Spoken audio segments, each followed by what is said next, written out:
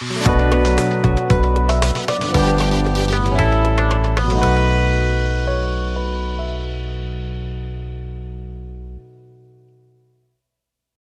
Viewers, আসসালামু আলাইকুম। আমি সুলাইমান আহমেদ আপনাদের আমন্ত্রণ জানাচ্ছি আমার ইউটিউব চ্যানেলে।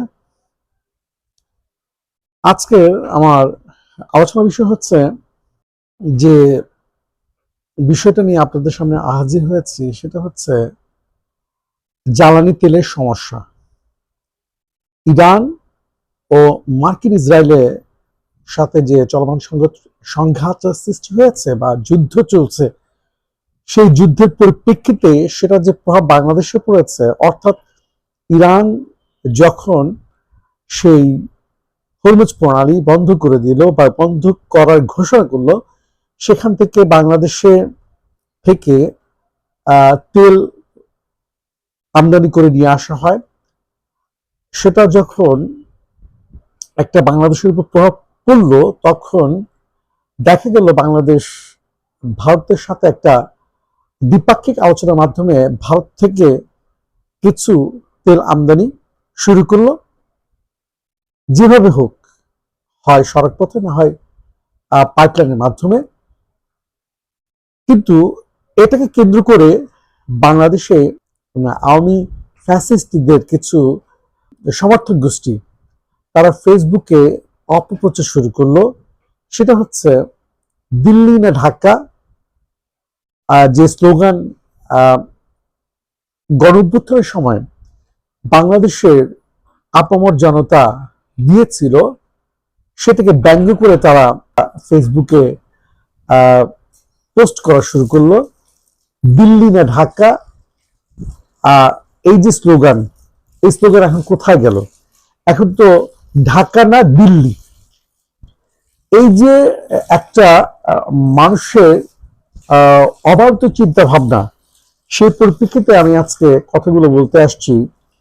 বাংলাদেশ কখনোই ভারতের সাথে প্রভুত্বমূলক সম্পর্ক হোক এটা চায়নি।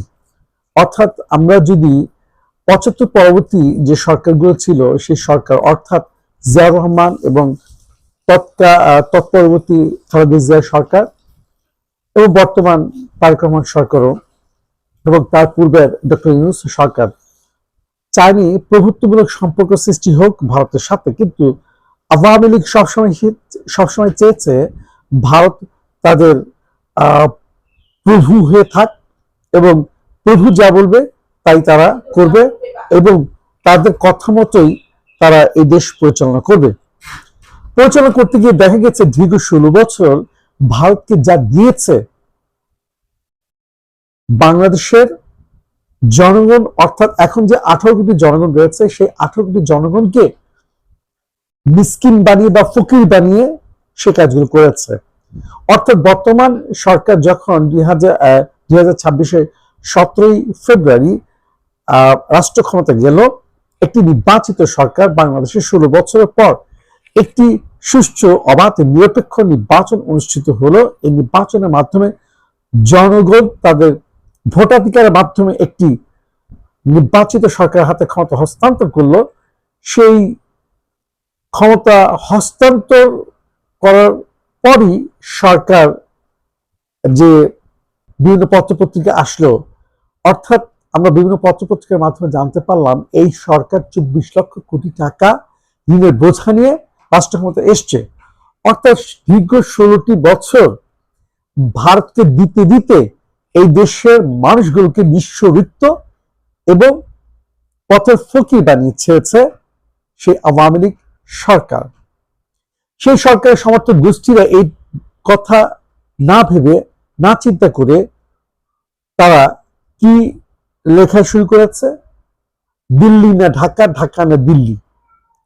এই ধরনের পোস্ট করার পূর্বে উচিত ছিল তাদের বাস্তবতাকে পরীক্ষা নিরীক্ষা করা বা স্ক্রুটিনাইজ করা। এই পরীক্ষা নিরীক্ষা না করে তারা আবেগ প্রবণতা বশত, অর্থাৎ তারা একটা দলের কাছে তাদের বিবেককে বিক্রি দিয়ে, বিবেককে জিম্মি করে দিয়ে তারা এই ধরনের অবান্তর কথাবার্তা তারা পোস্ট করা শুরু করলো, যেটা মোটেও গ্রহণযোগ্য নয়। আমরা চাই ভারতের সাথে আমাদের প্রতিবেশী সুলভ সম্পর্ক তৈরি হোক। ভারতের সাথে আমরা শত্রুতামূলক সম্পর্ক তৈরি হোক, এটা আমরা কখনো চাইনি। কিন্তু আমাদের উপর ভারত খবরদারি করুক, আমাদের দেশের স্বাধীনতা সার্বভৌমত্বকে নিয়ে ভারত ছিনিমিনি করুক, এটা কখনোই বাংলাদেশে 18 কোটি জনগণ বা তরুণ, বৃদ্ধ, যুবা, কিশোর কেউ মেনে নেবে না। এর পরিপ্রেক্ষিতে কিন্তু সেই 5ই আগস্টের গণঅভ্যুত্থানের মাধ্যমে সেই ফ্যাসিস্ট আওয়ামী ভারতের দালাল সরকারকে গুটিয়ে যেতে বাধ্য করেছিল এই দেশের মানুষ। তারা যখন রাষ্ট্র ক্ষমতাকে কুক্ষিগত করে বাংলাদেশের মানুষগুলোকে হত্যা করা শুরু করলো, গুম করা শুরু করলো, খুন করা শুরু করলো, তখন কিন্তু মানুষের মধ্যে একটা ভিতরে ভিতরে একটা আগুন তৈরি হলো। সে আগুনেরই বিস্ফোরণ ঘটেছে জুলাই আগস্টের, 24 জুলাই আগস্ট সে গণ অভ্যুত্থানের মাধ্যমে। তাই ডক্টর ইউনূস সরকার আসার পর থেকে ভারতের সাথে একটা সুসম্পর্ক তৈরি করার চেষ্টা করেছেন, আমরা যেটা দেখে এসছি। কিন্তু দুর্ভাগ্যজনক হলো সত্য, ভারত কখনোই সেই সরকারের সাথে একটা কূটনৈতিক সুসম্পর্ক তৈরি হোক বা বায়োলেটারাল রিলেশনশিপ বা বায়োলেটারাল সম্পর্ক এগিয়ে যাক, সেটা কখনোই চাই। তাদের মিডিয়াগুলো থেকে শুরু করে তাদের যে সরকারি বিভিন্ন ডিপার্টমেন্ট রয়েছে, বিভাগ রয়েছে, তারা পর্যন্ত ইউনূস সরকারের বিরুদ্ধে বিভিন্ন ধরনের অপপ্রচার বা প্রোপাগান্ডা করেছে। ইউনূস সরকারকে দেখানোর চেষ্টা করেছে বিশ্বের দরবারে বাংলাদেশে একটি সংখ্যালঘু নির্যাতন নিপীড়নের দেশ। তারা বিভিন্ন ধরনের কল্প কাহিনী তৈরি করেছে, সেটা ডকুমেন্টারি তৈরি করে সেটা মার্কিন যুক্তরাষ্ট্রের মতো দেশকে দেখিয়ে এই দেশকে সেই ইউনূস সরকারকে হটিয়ে তাদের মনোপুত সরকার বসানোর চেষ্টা তারা করেছিল, সেটা তারা ব্যর্থ হয়েছে। তাই ব্যর্থ হওয়ার পরই তারা চিন্তা করেছে গণতান্ত্রিক যে সরকার আসবে তাদের সাথে আমরা সুসম্পর্ক তৈরি করব। তার পরিপ্রেক্ষিতে আমরা দেখলাম বেগম খালেদা জিয়া যেদিন মারা গেছে সেদিনই তাদের পররাষ্ট্রমন্ত্রী এসেছিলেন, এবং তারেক রহমান যিনি আজকে প্রধানমন্ত্রী, তৎকালীন সময় তিনি 25শে ডিসেম্বর আসার পর খালেদা জিয়া মৃত্যুর দিন তার সাথে এসে ভারতের পররাষ্ট্রমন্ত্রী দেখা করে তাকে সমবেদনা জ্ঞাপন করে চলে গেছেন। এটা ছিল বাংলাদেশের সাথে ভারতের একটা সম্পর্ক তৈরির সূচনা। এটা বাংলাদেশের অন্যতম বৃহত্তম রাজনৈতিক দল হিসেবে বিএনপি গ্রহণ করেছে, এবং বিএনপি এখনো চায় ভারতের সাথে আমাদের বন্ধুত্বপূর্ণ সম্পর্ক হবে। ভারত আমাদেরকে তেল দিয়ে অনেক বড় উপকার করে ফেলেছে, এটা ভাবার কোনোই অবকাশ আমাদের নেই। ভারত যদি বন্দী হয়ে থাকে, ভারত শত্রুতাও করতে জানে। ভারত ইরানের অন্যতম বড় বন্ধু ছিল, আমরা দেখেছি কিছুদিন আগে যুদ্ধের মধ্যেই ভারত ইরানের নেভি, অর্থাৎ যে নেভি বাহিনী রয়েছে তাদেরকে ডেকে নিয়ে আমেরিকার হাতে তুলে দিয়ে তাদেরকে হত্যা করেছে, তাদের বাঁচাতে পর্যন্ত যায়নি। সে তাদেরকে বাঁচাতে আসছে কারা? শ্রীলঙ্কার মিলিটারি ফোর্সেস বা সামুদ্রিক বা কোস্টাল গার্ড যারা রয়েছে, তারা বাঁচাতে এসছে এবং 82 জনের লাশ মৃতদেহ উদ্ধার করেছে। তাই বলা যায় ভারতকে বিশ্বাস করা মানেই নিজের স্বাধীনতার সার্বভৌমত্বকে বিকিয়ে দিয়ে ভারতকে বিশ্বাস করা সুচিন্তিত ধ্যান ধারণা বা ভাবনা বলে গ্রহণযোগ্য হবে না। তাই এই যে আমরা মনে করি আমরা ভারতের একটা বৃহত্তম বায়ার বা ক্রেতা বলেই ভারত সবসময় চায় আমাদেরকে তাদের পাশে পেতে। তাই ভারতের কাছে আমরা যতটুকু গুরুত্ব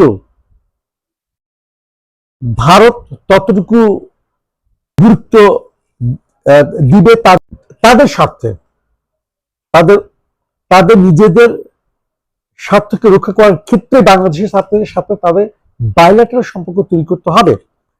তাদের বানানো রিজিম 16 বছর পর যখন পতন ঘটেছে, তখন থেকে তাদের মধ্যে একটা বাংলাদেশের অন্তর্বর্তীকালীন সরকারকে বিশ্ব দরবারে হেয় প্রতিপন্ন করা ছিল তাদের একটা লক্ষ্য।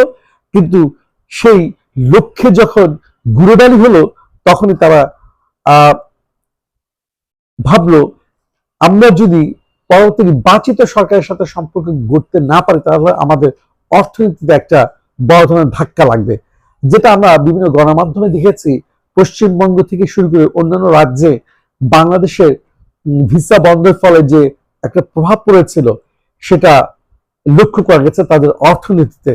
তাই ভারত আমাদেরকে তেল দিয়ে উপকার করলো, আর ভারত কিছুই পেল না, এটা ভাবার কোন ধরনের, যারা ভাবছেন তারা এটা অমূলক চিন্তা ভাবনা ছাড়া কিছুই না। তাদের চিন্তা ভাবনা পরিবর্তন আনতে হবে। তারা তাদের মধ্য থেকে সেই ফ্যাসিস্ট আওয়ামী যে নেত্রী যেভাবে চিন্তা ভাবনা বা ধ্যান ধারণা ঢুকিয়ে দিয়েছেন, সেই ধ্যান ধারণা ঝেড়ে ফেলে দিতে হবে।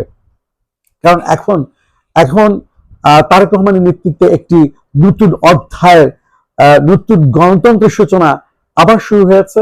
তারেক রহমান প্রথমেই বাংলাদেশে পদার্পণ করে কোনো ধরনের কুমন্তব্য করেননি বা কোনো ধরনের প্রতিপক্ষের বিরুদ্ধে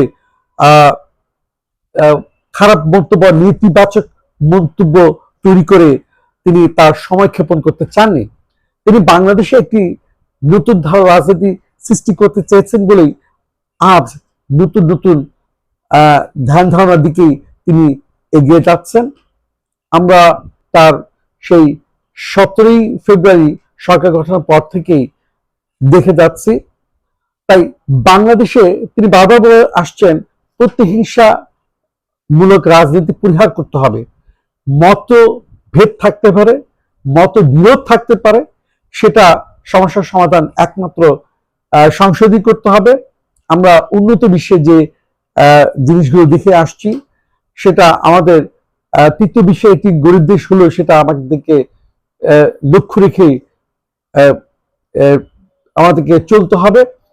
আমরা বিভিন্ন জন বিভিন্ন দল করতে পারি, কিন্তু সেই দল সমর্থন করতে গিয়ে যেন একে অপরের শত্রুতায় পরিণত না হয়, সেটাই বারবার তিনি আভাস দিচ্ছেন। তিনি বিরোধী দলের সাথে মিটিং এর মাধ্যমে, বিরোধী দলের সাথে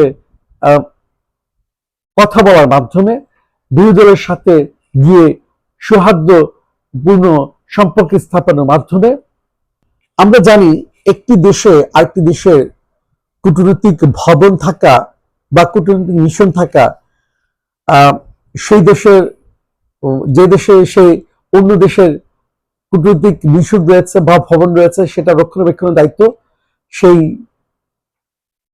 দেশ, সেই দেশটির। কিন্তু আমরা দেখলাম 5ই আগস্টের 5ই আগস্টের পর ভারতে বাংলাদেশে অবস্থিত মিশনগুলোতে কিভাবে আক্রমণ করা হয়েছে, কিভাবে বাংলাদেশ বিরোধী স্লোগান দেওয়া হয়েছে, কিভাবে বাংলাদেশের কনসুলেট ভবনগুলো বা কনসুলেট জেনারেল যারা রয়েছেন তাদের সাথে অসদাচরণ করা হয়েছে। তবুও বাংলাদেশ কিন্তু তেমন কোনো প্রতিক্রিয়া দেখায়নি। উপরন্তু বাংলাদেশ শুধুই সামান্য প্রতিক্রিয়ার মাধ্যমে সেই ভিসা প্রক্রিয়া বন্ধ করে দিয়েছে বা কনসুলেট ভবনগুলো বন্ধ করার চেষ্টা করেছে। তার পরিপ্রেক্ষিতে ভারত কি করলো? ভারত বাংলাদেশিদের জন্য পুরো ভিসা প্রক্রিয়া বন্ধ করে দিল। এইভাবে ভারত বাংলাদেশের অন্তর্বর্তীকালীন সরকার, অর্থাৎ বাংলাদেশে একটি নির্বাচিত সরকার আসুক, সেটা প্রথম থেকে চায়নি। কিন্তু পরবর্তীতে যখন এই ধরনের ষড়যন্ত্রমূলক কাজ করার মাধ্যমে বারবার ব্যর্থ হলো, ফ্রিকুয়েন্টলি ফেল করলো, তখন তারা কিন্তু বাধ্য হলো নির্বাচিত সরকার আসার অপেক্ষায়। এবং এখন দেখা যাচ্ছে বাংলাদেশের নতুন সরকার, তারেক রহমানের নেতৃত্বে যে সরকার গঠিত হয়েছে, ওনারা চেষ্টা করে যাচ্ছেন ভারতের সাথে বন্ধুত্বপূর্ণ সম্পর্ক কিভাবে তৈরি করা যায়। যেহেতু ভারত আমাদের নিকট প্রতিবেশী একটি দেশ, এই দেশের সাথে আমাদের সম্পর্ক অবশ্যই ফ্রেন্ডলি হতে হবে, কর্ডিয়ালি হতে হবে, বাট সেটা মাস্টার মাইন্ডমূলক হতে হবে এমন কোন চিন্তা ভাবনা আমাদের মধ্যে থাকলে সেটা অবশ্যই পরিহার করতে হবে। আমি দেখে আসছি যে ফেসবুক থেকে শুরু করে বিভিন্ন সামাজিক যোগাযোগ মাধ্যমে যেভাবে আওয়ামী মেন্টালিটি ধারণ করে এমন যে লোকগুলো রয়েছে, তারা যেভাবে ভারতকে হাইলাইট করার চেষ্টা করে আসছে সেটা মোটেও গ্রহণযোগ্য নয়। ভারত আমাদের কাছ থেকে টাকা নিয়ে আমাদেরকে তেল বিক্রি করেছে, ভারত আর চাল বিক্রি করতে পারছে না। আমরা দেখেছি বেগম খালেদা জিয়া যখন ক্ষমতা ছিলেন তখন চালের দাম একটু বেড়ে গেছে ভারতে, বাংলাদেশে ভারত যখন চাল রপ্তানি বন্ধ করে দিয়েছে, যখন সাংবাদিকরা তৎকালীন ভারতের রাষ্ট্রদূতকে বলল চাল রপ্তানি বাংলাদেশে করার ক্ষেত্রে তার উদ্যোগের কথা, তখন তিনি বললেন আমার জনগণকে ভুকা রেখে আমি কখনোই বাংলাদেশকে চাল রপ্তানি করতে আমরা দেব না। এটা ছিল ভারতের একটা তৎকালীন কূটকৌশল, অর্থাৎ বিএনপি জামাতের সেই সরকারকে তারা জঙ্গি বানানোর চেষ্টা করেছে। তাদের মিডিয়াগুলোতে আমরা দেখেছি সবসময় অপপ্রচার চালিয়েছে বিএনপি জামাতের বিরুদ্ধে, এবং মন্ত্রী যারা ছিলেন তাদের বিরুদ্ধে সবসময় বাংলাদেশকে একটা জঙ্গি রাষ্ট্র বানানো, একটা সন্ত্রাসী রাষ্ট্র বানানো, একটা সংখ্যালঘু নির্যাতন নিপীড়নমূলক রাষ্ট্র বানানোর চেষ্টা করেছে ভারত। তাই ভারত বাংলাদেশকে নিয়ে বা বাংলাদেশের অভ্যন্তরে যাব ভবিষ্যতে হস্তক্ষেপ করবে না এমন ধারণা কিন্তু উড়িয়ে দেওয়া যায় না। তাই আমাদেরকে সচেতন হতে হবে জাতীয় ঐক্যের ব্যাপারে। জাতীয় ঐক্যের বিষয়ে আমাদেরকে ঐক্যবদ্ধ থাকতে হবে। আমরা যদি নিজেদের স্বাধীনতা সার্বভৌমত্বের প্রতি শ্রদ্ধা না রাখি, আমরা যদি শুধুই ইরানের মতো সেই ভারতকে বিশ্বাস করে ভারতের ফাঁদে পা দিই, তাহলে আমাদের মরণ আমাদেরকে ডেকে আনতে হবে।